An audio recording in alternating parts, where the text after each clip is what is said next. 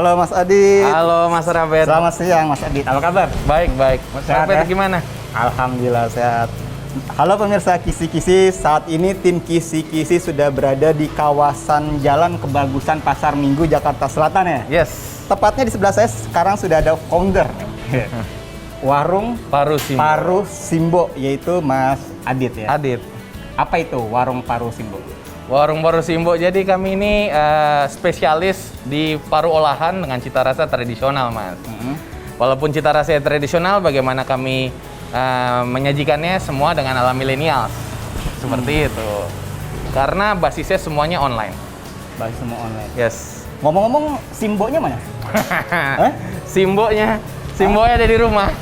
Simbo ini kenapa namanya Simbo? Karena semua ini bumbunya turun-menurun dari ibu kami, ibu para founder. Oh. Gitu. Terus kami coba buat, kami racik, dan akhirnya jadilah bisnis ini. Gitu. Oke. Nah, ini dari sisi bahan baku kan paru ya? Yes. Parunya paru? Paru mentah, ya paru sapi. Paru sapi ya? Oke. Maksudnya apa alasan membuat makanan ya, usaha ini dengan bahan utama ya, menggunakan paru? Paru. Jadi pertama ini kita tampil beda nih. Belum ada yang spesialis paru. Jadi kami ini pioner untuk spesialis di bidang paru. Oke. Terus kalau ditanya kenapa paru? Karena pada dasarnya banyak tahu penikmat paru di sini, marketnya cukup besar. Dan juga memang sesuai sama target market kami di umur produktif kan. Dan cocok banget dengan paru olahan tradisional ini.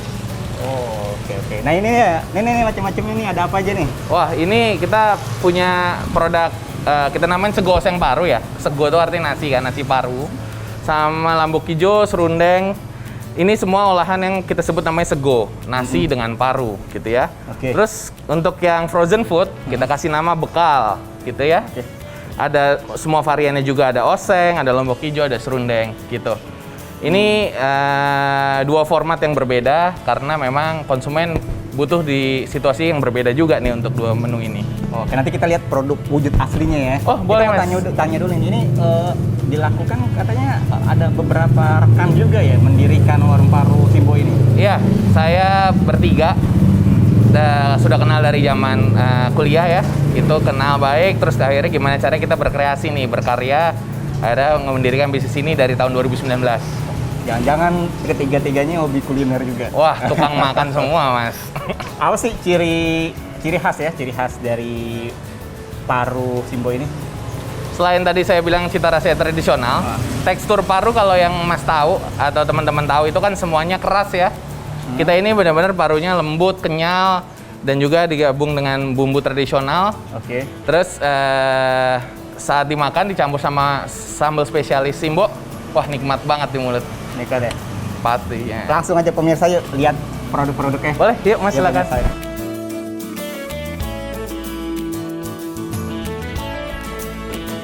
Ini dia. Ntar apa nih? Ini apa nih? Wah, itu foto outlet pertama kami, Mas. Sugeng Rawu Ratu Lombok. Maksudnya apa nih, penasaran Mas? Kayaknya ada sejarah tersendiri ya di sini.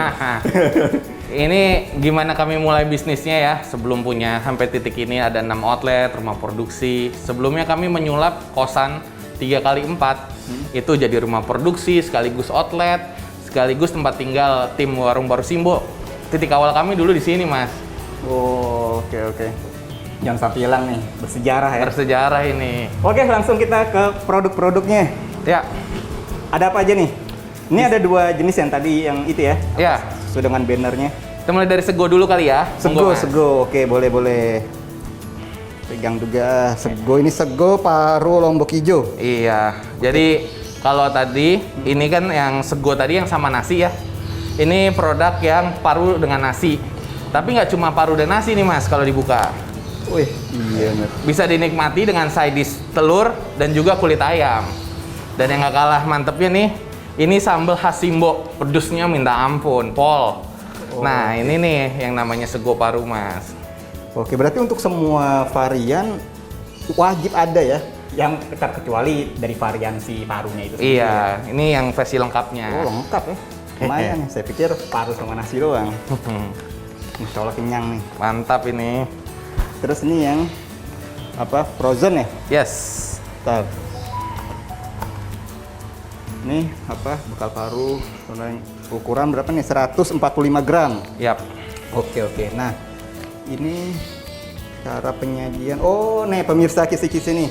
Di sini jadi sudah ada cara penyajiannya dan ternyata di dalam sudah matang. Betul. Sudah matang. Oke. Sudah Terus? matang semua Mas ini. Berarti nggak perlu repot-repot ya? Nggak, cukup dipanaskan aja di microwave 1 menit. Atau juga kalau mau disangrai tanpa minyak, itu cukup disangrai aja tanpa nambahin bumbu apapun dan itu udah bisa dikonsumsi. Mas, intip-intip dong Mas, dalamnya nih gimana sih? Wah, Ini kan boleh Mas. Boleh? Aku buka ya. Boleh. Ini jadi kalau saya bekal paru oseng ini kita buka bagian atasnya. Ini udah.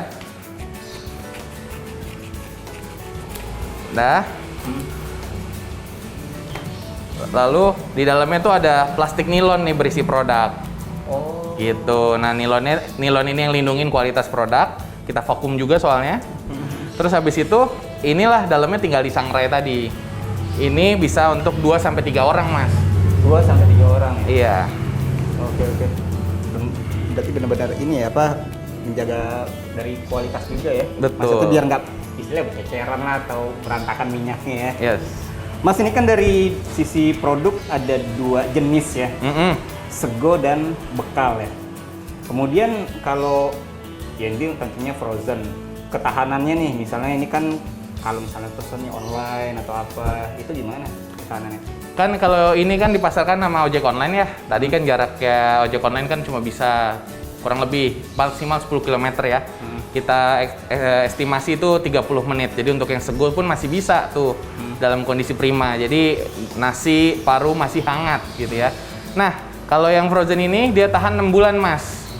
Di dalam kondisi beku di freezer. Jadi kita bisa kirim kemanapun konsumen mau untuk produk frozen ini. Itu bekal paru Simbong. Oke. Nah, kemudian untuk pembuatan ya produksi itu sendiri gimana nih? Maksudnya apakah dilakukan setiap hari atau ada periode tertentu untuk membuat varian tertentu gitu juga? Kalau produksi kami setiap hari di sini. Gitu. Kami belanja seminggu sekali.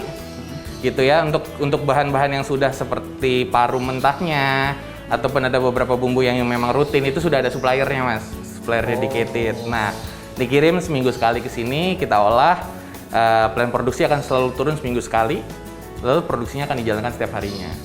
Berarti kalau dari sisi bahan baku utama dari paru itu nggak kesulitan ya? Iya Mas, Karena so far sih aman sih, di market gampang dapetnya. itu apa ya, dari sisi modal ya, harga itu gimana nih? Kan bahan baku kan semua nih paru ya. Iya. Kita kan pasti kan namanya bisnis ada berpikir untuk keuntungan ya. Ini mahal banget ya bahan dasar paru ya? Ya ada fluktuatifnya lah ya. Kalau misalnya kayak dekat-dekat festif lebaran gitu ya pasti naik. Tapi so far sih kita lihat harga bahan baku nggak sefluktuatif kayak komoditi sih. Harga paru cukup stabil sih, relatif stabil. Oke. Mas, ini kan setiap hari nih produksi. Ajak dong ke dapurnya, sekalian pengen tahu kan. Yuk, gimana boleh. Cara membuatnya ya. Ayo, di mana? Sebelah mana kita ajak? Ada teman-teman lagi produksi nih di sini. Dapurnya. Ayo.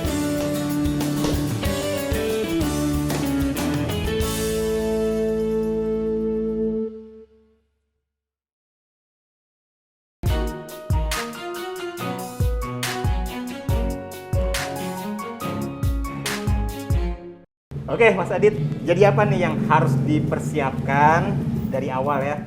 Kemudian bumbu-bumbu apa aja biasa yang digunakan? Ya, bumbunya standar ya, itu bawang putih, bawang merah, cabai hijau, cabai merah, lengkuas.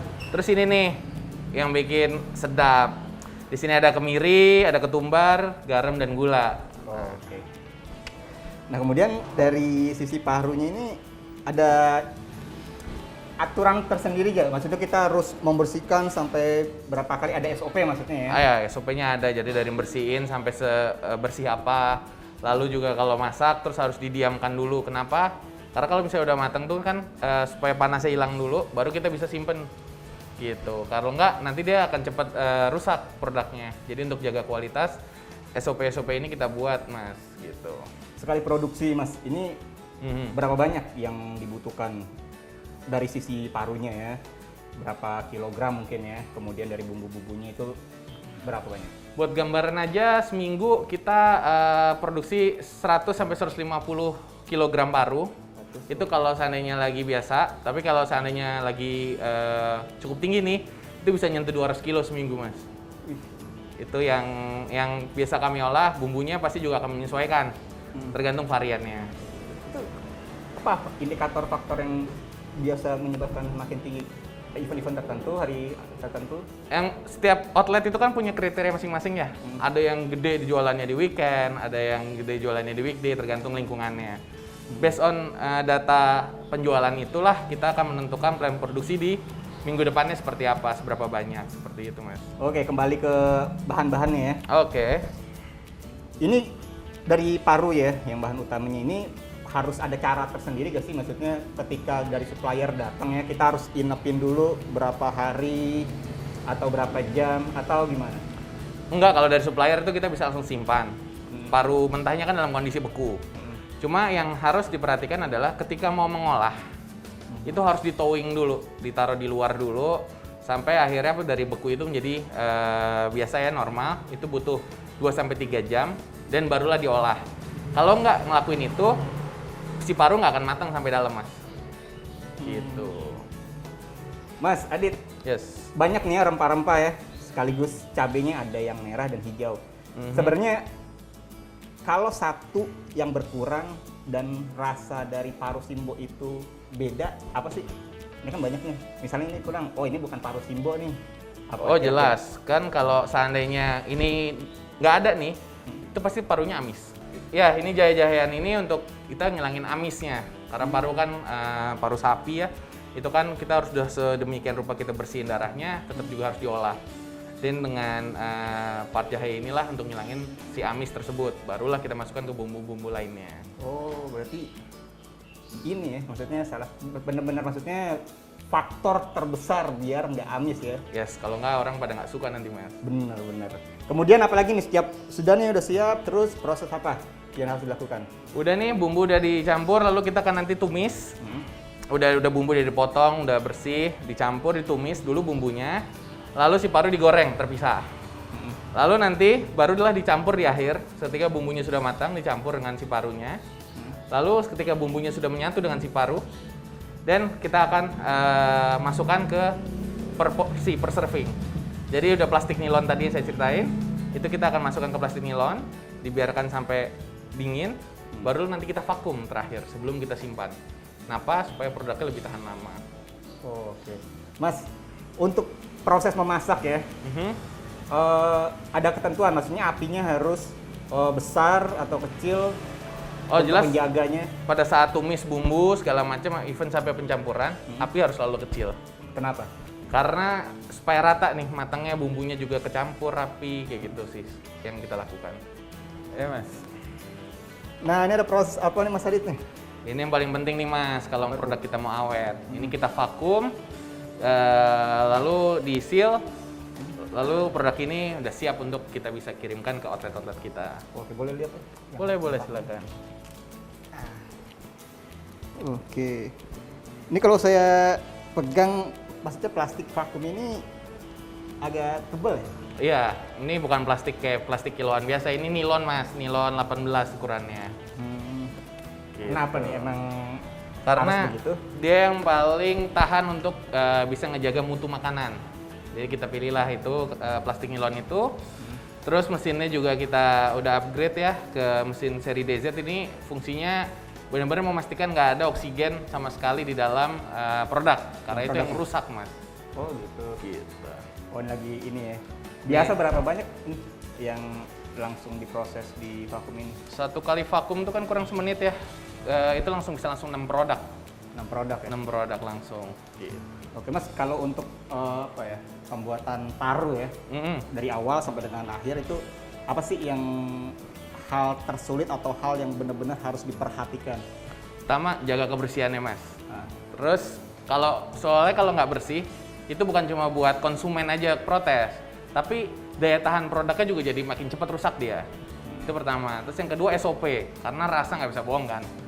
Jadi kita harus benar-benar ngejaga SOP-nya mulai dari nyiapin raw, buat bumbu, menyatukan sampai akhirnya di packing seperti ini. Itu benar-benar harus sesuai SOP-nya. Oke. Nah, berarti jangan-jangan nih salah satu SOP yang berlakukan sama karyawan yang menggunakan ini masker, Ya, kepala, ini semua. supaya nggak ada rambut jatuh ke makanan, terus juga menjaga mutu harus pakai masker kan sekarang, sarung tangan dan celemek untuk jaga kebersihannya. Ngomong-ngomong yang terlibat nih di produksi ya, dapur total berapa? Total ada 10 orang gitu, Oh, 10 itu yang produksi di sini. Terus di luar dari yang jaga di outlet-outlet kami dan tim leader kami juga ada. Oh. Gitu. Oke Mas Adit, ini kan udah jadi nih Mas ya. Yes. Berarti siap untuk dipasarkan ya. Ngomong-ngomong yang best seller tuh yang varian apa? Oseng Mas, itu jagoan kami. Jadi paru oseng itu varian yang paling benar-benar top seller di semua outlet. Baik di ojek online maupun di marketplace. Nah, ngobrolin tentang pemasaran, gimana kalau kita ngobrolnya di atas aja ya Mas? Wah, boleh-boleh. Ayo. Ya, monggo. Mas, tinggal dulu Mas ya.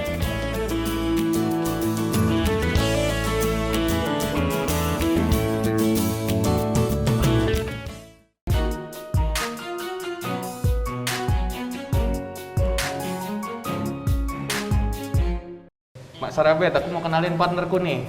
Siapa namanya? Hai Mas, saya Giri Mas. Mas Giri. Iya, betul. Oke, Mas Giri sebagai apa nih di warung Simbo? Dia partner aku yang nemenin dari awal. Oh, setia ya. Iya dong. Nah, kali kan sudah diajak nih saya sama pemirsa untuk melihat di dapurnya juga ya. Nah, kita juga mau tahu nih sejauh ini Mas Adit dan partner ya, bagaimana nih strategi marketing untuk menjual paru Simbo ini? Wah, Giri boleh deh. Iya boleh. Silakan. Oke. Ya, jadi Mas kita ada dua jenis di sini. Yang sego ini yang di depan. Ini kita pasarkan utamanya di transportasi online atau online delivery gitu. Saat ini di Jakarta kita sudah ada 6 titik yang memasarkan produk warung paru Simbo. Kemudian selanjutnya untuk yang versi frozen food, ini kita jual via marketplace gitu. Jadi kita ada 2 lini produk yang kita pasarkan secara beda dan memiliki keunggulan masing-masing. Oke, nah terkait tadi ada beberapa outlet ya. Iya. Itu di mana aja? Itu kita ada di sini nih. Ini rumah produksi yang sekaligus merangkap menjadi outlet Simatupang. Terus ada juga di Kalibata, ada di Kemang, terus Cilandak kita ada, Kuningan di tengah-tengah ada. Nah, paling jauh ke barat kita saat ini ada di Binus Kampus Syadan di Jakarta Barat. Oh, oke. Nah, berarti di semua outlet itu tersedia menyediakan 2 ini dari sego maupun bekal ini. Iya, betul Mas. Itu gimana? Terkait apa ya? Jam operasional ya dari semua outlet yang ada itu seperti apa pengaturannya? Ya, kalau jam kita mulai buka dari jam 10 pagi sampai jam 12 malam. Itu semua outlet sama, baik di Kebagusan, di Simatupang maupun outlet-outlet lainnya. Oke. Nah, kalau dari sisi ini ya, jangkauan harga mungkin ya. Itu siapa nih yang mau menjelaskan baik yang bekal maupun yang sego? Boleh Mas Giri, silakan. Oke, kalau yang sego itu kita mulai harga dari 20 ribuan. Jadi dari yang paket biasa hanya nasi dan lauk dan telur itu di 20.000 maupun sampai paket yang lengkap yaitu dengan kulitnya juga itu nggak menyentuh angka 30.000 Mas. Kita jamin masih 20.000. Kemudian untuk yang frozen food itu kita set di harga 35.000. Nah, mungkin buat teman-teman nih yang penasaran pengen nyobain rasanya warung paru Simbo, saat ini kita di online delivery maupun marketplace lagi banyak promo Mas, lagi banyak diskon yang sedang berlangsung. Jadi saya segera sih untuk mau beli produk warung paru Simbo. Nah, sebelum bicara terkait diskon ya. Iya. Marketplace nama apa ya? Nama akunnya itu apa dan bisa diakses di mana kan mau tahu juga dong di media sosial apa, nama handphonenya itu bisa dijelaskan oleh siapa nih? Boleh? Lanjutin nggak? Oke, di marketplace bisa langsung di search warung paru Simbo, itu langsung muncul toko kita paling atas. Oke. Ya, kemudian untuk di Instagram juga bisa dicek semua informasinya lengkap di @warungparusimbo. Nomor WhatsApp yang bisa dihubungi. Nah, sebenarnya sebelum ke situ di Instagram kami itu ada link tree, Mas. Jadi tinggal dibuka, di situ bisa ngontak via WhatsApp, ojek online ataupun marketplace, semuanya bisa diakses dari link tree yang ada di Instagram kami. Langsung ya? Langsung. Tapi kurang afdol, siapa tahu ada pemirsa yang nggak punya Instagram. Sebutin aja langsung nomornya berapa. Kalau Mas lihat di packagingnya nih, itu sebenarnya lengkap nih di sini nih. Bisa dilihat ada nomor teleponnya, ada Instagramnya, ada marketplace di mana yang kami listing, dan juga ada ojek online platform apa yang kami ada di sana. Nah, nomornya itu 0822 4681 1247. Langsung WhatsApp, ada customer service kami yang standby 24 jam untuk menjawab semua pertanyaan gitu. Oke. Nah, Mas, siapa saja boleh menjawabnya. Saya penasaran nih. Di era sekarang kan memang banyak orang yang membuka usaha terkait makanan mungkin online ya. Gimana cara Mas Adit dan partner ya, Mas Gary ya, untuk bersaing di era sekarang yang mana banyak orang berlomba untuk usaha online? Gimana caranya? Ya, kalau Warung Parusimbo kita punya 2 keunggulan utama sih, Mas. Yang pertama, kita menonjolkan rasa tradisional, cita rasa tradisional yang itu tetap kita pertahankan. Dan yang kemudian kita juga punya keunggulan berupa kepraktisan. Jadi Mas juga bisa lihat kita yang Sego itu cukup praktis, tinggal buka box, orang sudah bisa langsung menyantap makanan Parusimbo. Dan yang frozen food, ini kita simpan dalam bentuk beku dan bisa disimpan dalam freezer. Jadi kapanpun kita mau menikmati warung Parusimbo, bisa langsung dibuka dan dihangatkan. Gitu, Mas. Oke. Nah, terkait penjualan lagi ya. Sejauh ini jangkauannya sudah kemana aja? Dan ini kan ada 2 jenis ya. Ini seperti apa nih? Apakah khawatir kemasannya sampai ke lokasi nggak sesuai dengan awalnya atau seperti apa? Gimana cara untuk menjaga itu semua? Yang pertama dari yang Sego dulu lah ya. Kita kan pasarkan via ojek online ya. Oke. Titik kita ada 6 outlet di surrounding Jakarta. Nah, dari outlet-outlet titik tersebut, jangkauannya itu kan seperti jangkauannya ojek online pada umumnya. 10 km surrounding, dia bisa deliver produk tersebut. Jadi, kita sudah estimate, di situ kita tetap menjaga mutu dari produk Sego yang diorder. Nah, kalau seandainya untuk yang frozen food, pertama dia ini tahan 6 bulan, gitu kan. Nah, karena dia tahan 6 bulan, kita even bisa mengirimkan ke berbagai tempat. Nah, kalau seandainya kita kirim paling jauh itu even keluar Jawa gitu, dia bisa bertahan di suhu ruangan itu hampir sampai 1 minggu itu dia kuat. Jadi pengiriman ekspedisi itu nggak ada masalah, kita bisa kirim kemanapun via marketplace yang tadi sudah di-sharing sama teman saya. Gitu. Oke. Ada tambahan? Iya, mau nambahin aja, jadi semua packaging kita ini semua sudah food grade, Mas. Jadi ini memang sudah dipastikan aman untuk menyimpan makanan. Contohnya ada di sini ada salah satu lambang yang mungkin nanti bisa dicek, ini ada sertifikasi food grade gitu. Termasuk yang frozen food juga gitu. Jadi itu aman untuk menyimpan makanan. Oke. Jadi Benar-benar kualitas dan higienitasnya tetap kita jaga. biar konsumen nggak kecewa. Iya, betul, Mas. Oke. Nah, kemudian ini nih.